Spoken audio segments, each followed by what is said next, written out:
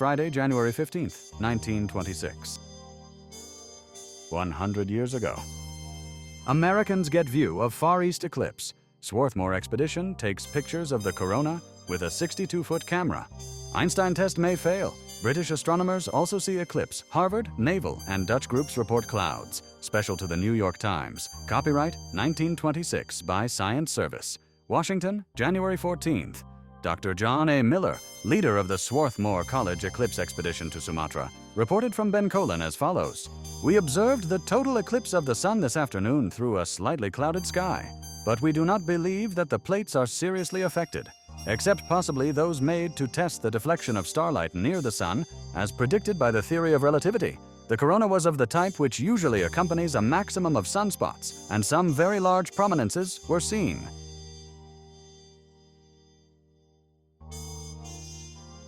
Big steel merger formed in Germany. American capital to help to finance. Combination of 7 Rhine and Ruhr concerns. $25 million bond issue. Krupps, Thyssen's, and Kleckner's are not included in the new company. Berlin, January 14th. A merger of Rhine and Ruhr steel industries, whose combined capital is estimated at more than $150 million, was formed today at Essen under the name of the United Steelworks. The combination includes the Rhine-Elbe Union with the German Luxembourg, the Bochum-Verein, and the Gelsenkirchen, the Thyssen Group and the Phoenix Group, with the United Steel Works of Van der Zijpen and the Rhine Steel. It is believed in financial circles in Berlin that this corporation was formed under the influence of Dillon, Red & Company, who will advance the German steel industry sufficient capital for organizing steel production. It is also understood that the government will not impose the 2% tax customary in cases of mergers of this kind. The new company is capitalized at only 60,000 marks, since the only funds necessary are for administrative purposes. In the new organization, the firms will bear the same names as before, though orders will be distributed by the holding company.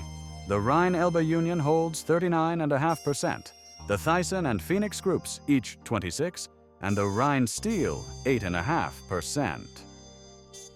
American end of financing. The American end of the financing, which will aid in merging 7 of the large steel and iron companies of Germany into a single unit, will be undertaken during the latter part of next week. Dillon, Red & Company, who have completed the Dodge financing and the more recent National Cash Register financing, will make an offering of $25 million of 7% bonds of 3 of the largest steel units in Germany, which will later form part of the merged company. It is expected that this new company will control approximately 50% of the iron and steel output of Germany. It will remain under German control, although American bankers will be represented on the board of directors.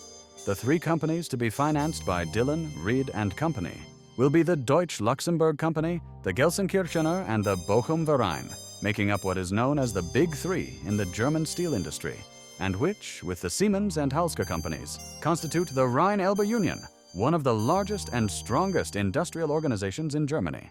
The properties of these 3 corporations will be pledged as security for the bonds, and compositely, the companies will go into the new merger on this basis, bringing to it an equitable amount of new capital with the other 4, which will form the larger group. Stock warrants with bonds. Each bond will carry, in addition to its interest coupons, an equitable amount of stock warrants in the steel companies, although the amount of shares thus made available does not by any means represent control. Dillon, Reed & Company became interested in the German steel industry in April, when with J. Henry Schroeder and Company of London, an advance of $6 million was made privately against stock of the Deutsch Luxembourg Company. It was said at that time that permanent financing would later be undertaken, and this is represented in the new bond issue about to be offered. It is the understanding here that neither the Krupps, the Thyssen, nor the Klockner firms will participate in the merger, desiring to retain their own corporate entities. The prime objective of the merger is first, the infusion of new capital into the German steel industry, and second, the economies of operation and distribution, which will be made possible by such a linking up of identical interests. It is expected that this will be the only American financing for the merger, but that a sizable offering may be made later in the London market for other firms in which the American bankers have no interest.